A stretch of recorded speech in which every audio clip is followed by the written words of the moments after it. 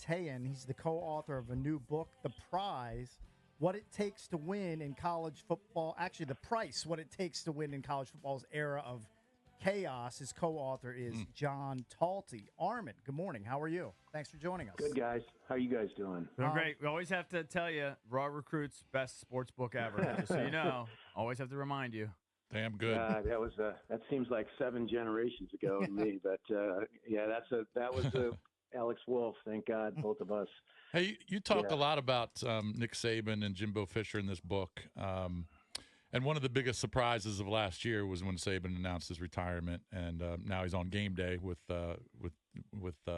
McAfee and all those boys and Herb Street. I thought he was very good last week. I don't know if you saw it, but I thought he was pretty good. He was very good. Yeah. He's not going to be anything but great. You know, Nick. Yeah. I agree. Second best is not in his vocabulary. Well, what was the clincher, Nick Saban? Oh, yeah. What was the clincher on Nick Saban deciding on, what to call it quits? And obviously, the college football game has changed so much with NIL and realignment. But what was the clincher for him? I think it was building all season long. And, Nick has his finger on the pulse of the team, probably as good as anybody. And he's incredibly involved in every aspect of what he calls the organization. But I think, like a lot of coaches, after they lost to Michigan in the Rose Bowl in the college football playoffs, and Nick has this $18 million estate down in Jupiter, Florida, and he went down there and he's kind of staring out at the Atlantic Ocean and trying to figure out what the next steps are. But when he came back, he's sitting in his office, and one player after another is waiting outside, and they're not outside to talk about what the off-season program is going to be or how can they get better to play or start in the following season.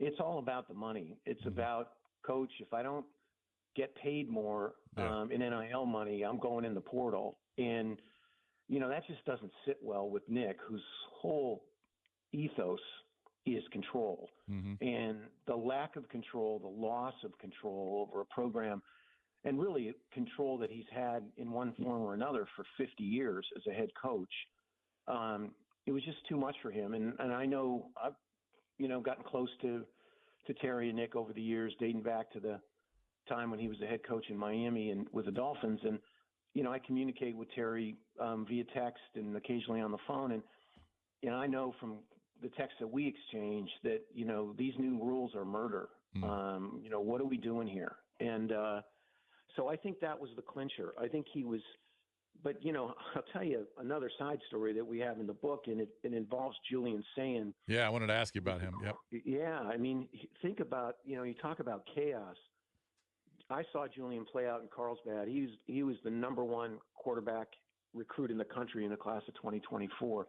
And he's an ethereal talent. I mean, generational talent. And the only reason he went to Alabama, he never took another official visit. And he recruited for Bama to bring in receivers and other playmakers. Was lock, stock, and barrel committed to Nick and wanting to be developed and be the next great quarterback in the line there. And he literally has a 3:00 class on the Wednesday, his first class, official class of the new semester. At 4:00, he goes into the team meeting, and at 4:05, Nick has resigned. Wow. And yeah, imagine that. A bombshell. That's unbelievable. A bombshell. And then, and we report this in the book, and this is confirmed both from Karen Brandenburg, Julian's mom, and in a text exchange I had with Julian. He waits outside Kalen DeBoer's office for 90 minutes, finally gets in there and sees the new head coach. They have a very short conversation about, you're going to love the offense, blah, blah, blah. And then DeBoer, I swear, asks him how to spell his last name. Wow. How do you spell your last name again? Now, this is the number one quarterback in the country. Look, I understand DeBoer's got a lot of things going on, at that period of time, but Julian's now at Ohio State, right? And he's being mentored and tutored by Chip Kelly. So, and I think dollars to donuts, he'll start at Ohio State next year. So, but that just kind of gives you a sense of just the kind of the unhinged chaos that's going on in the game right now. You probably don't know the dollar amount, but can you guess on what sort of an NIL deal Sayin did sign with Ohio State? I know for a fact that it was Well, let me put it in perspective. All right. For someone of Julian's talent, he was recruited by Penn State, LSU, Notre Dame, Texas. Every Power 5 power team wanted him. The going market for someone of his talent over 4 years was $8 million, $2 million a year. Unreal. Yeah. And I know God he bless took him. a drastic discount to go to Alabama. And I'm talking maybe 10% of the $2 million in order to sign with Bama, because all he wanted to do was be developed by Nick. And they really began to have this very close coach-quarterback relationship. And, you know, I think heartbroken would be a word to describe how Julian felt. But to his credit, you know, he waited. He saw what was happening. He wasn't crazy about the line we have in the book is the loss of structure around the program, certainly early on. And, you know, when DeBoer brought in another quarterback from Washington, Austin Mack, who had 4 years of eligibility, not that Julian really cared about, because he doesn't care about competing against anybody. He just didn't like the writing on the wall. And I think, you know, it took about 10 minutes before Ohio State, and I know USC was after him, before he signed with Ohio State. And I think he's in a really good place right now. Talking to Armen Keteyian, the new book is The Prize, What It Takes to Win in College Football's Era of Chaos. And you set up the book with the scene of Nick Saban. It's not The Prize, is it? It's The Price. It's The Price, Price. sorry. Yeah, It's You The set up- Price. you set up It's the that book. DC accent. I didn't know you guys had an accent there, but You set up the book with the scene of Saban and Harbaugh, and Harbaugh kind of not believing that Saban went there. But there's also something which jumped out at me, that you have somebody who says that 80% of the coaches and everybody around college football, the ADs, are miserable. Can you talk about those two things? Sure. I mean, there's a reason the book is called The Price, and it's not just about the financial implications here, the billions of dollars that are pouring into college football more so than ever, and the grant of rights money and how that affected realignment and just the kind of wanton greed at this point in time. But it's more so, I think, as John and I discovered, it's the physical toll, it's the emotional toll, it's the psychological toll that's being taken on these coaches. That this is now a 365-day-a-year job. Before you could get 4 or 5 weeks off, you could catch some time with your family.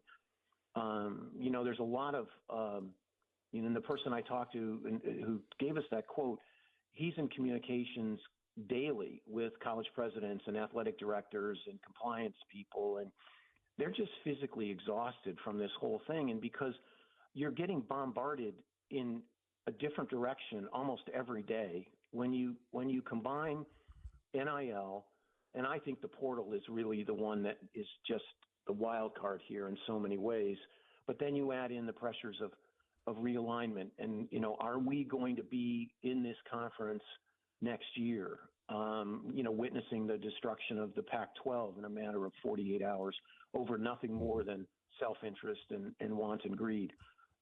So I think that's what the price is really all about. And I think it takes you, I know it does, it takes you behind the scenes, you know, as these presidents and athletic directors and coaches and assistant coaches are just grappling with this brave new world. And I mean, Jed Fish, for example, there's a couple of really good chapters that I wrote about raising Arizona, how he took a team that had lost 12 straight games, and got beat by Arizona State 70-7 in the final game before Jed took over. You talk about raising a team, and they beat Oklahoma in the Alamo Bowl last year, you know, to win 10 games. In 3 seasons, they went from 0 wins to 1 win the first year, 5 the second, to 10 in the third. But Jed didn't see his wife, Amber, basically for the first year he was at Arizona. And finally, he said, I just had to reset. So when did he see her? He saw her from 5:30 in the morning to 6:30 in the morning every day before he would go to the office for an hour so he could catch up with his wife and his daughters. And so, look, I'm not playing the violin here, because in terms of what they're, you know, Jed's now making $8 million a year at Washington, and Nick was making, you know, more than 11 in Alabama, and there's coaches are getting rich right and left, but they're paying a price for it. And, the question is, how much longer can this go on? Can this system that we now have survive the way it is? And I don't think so. I think there has to be some pretty dramatic changes and frameworks put into place before things just completely implode. The book is The Price, What It Takes to Win in College Football's Era of Chaos by Armen Keteyian. And one of the chapters, or maybe more than one, is inside the feud between Nick Saban and his longtime lieutenant at LSU, Jimbo Fisher. Can you give us one tasty nugget of the feud before we read the book? They're just two alpha dogs, and this is John Talty's reporting, and John's a terrific.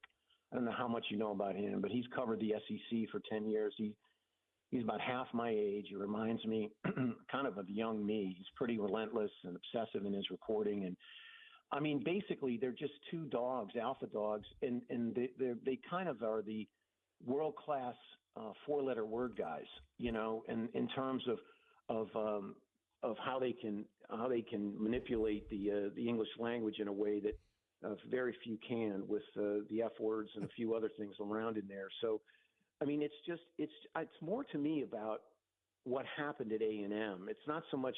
I mean, Nick and Jimbo were. They're kind of oil and water in a lot of ways. It's kind of like Nick's relationship with Lane Kiffin, but Jimbo served a purpose for Nick in terms of his offensive brilliance and his ability to game plan. But I just think the demise of the A&M program under Jimbo, as you guys well know, that was kind of ground zero for the NIL market. 30 million or whatever it was, 20 million that was put into that first recruiting class in A&M, and it just completely changed the culture in the locker room, which is another problem that these coaches are facing. So, but I got to mention one thing because it's in your backyard, and this was John's reporting. Those Maryland chapters, when you get a chance to read those, they're called Macy's 1 and Macy's 2, and Mike Loxley is the star of both of those, and he was so honest and out front with John. And the reason they're called Macy's is because that's where Maryland sits right now. If you look about department stores and you think about Saks Fifth Avenue, and that's Alabama, that's Michigan, that's Ohio State, pick another 5 or 6 schools, Oregon, and Target is below you, right? They're the discount. So that's maybe UNC Charlotte, or you could be even San Diego State or a school like that. But when you're in the middle, that's the last place you want to be in college football right now, because Maryland doesn't have the NIL component as other schools do. That 10 to 15 million in the Big Ten, even more Ohio State at 20 million. So I mean, it's funny you say that. And Virginia Tech's in the same boat. They're a Macy's as well. I was talking to a guy that's in charge of the football NIL last year for Maryland, and I believe the number was 2 million total. Mm-hmm. Yeah, 2 million total. And Ohio State spent. What did Ohio State spend this year? Like 25 million?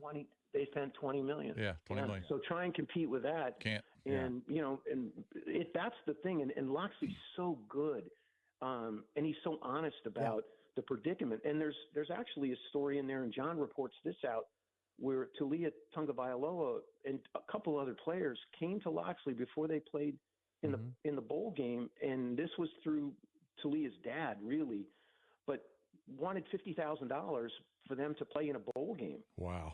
50,000. Now there's a word for that, and it borders on extortion. Yeah. But Mike had to find that money through his donor network in order to have his star quarterback and a couple other really good players. That's wild. Perform in a bowl game, because that bowl game meant a lot to Maryland in the overall picture. So that's where we're at.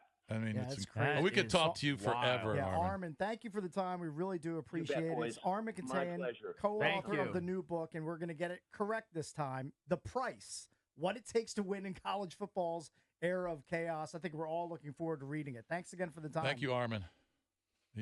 He could talk. I could talk to him for hours. There's probably so many juicy details in that book. So, definitely go out and grab that book. It should be a great read.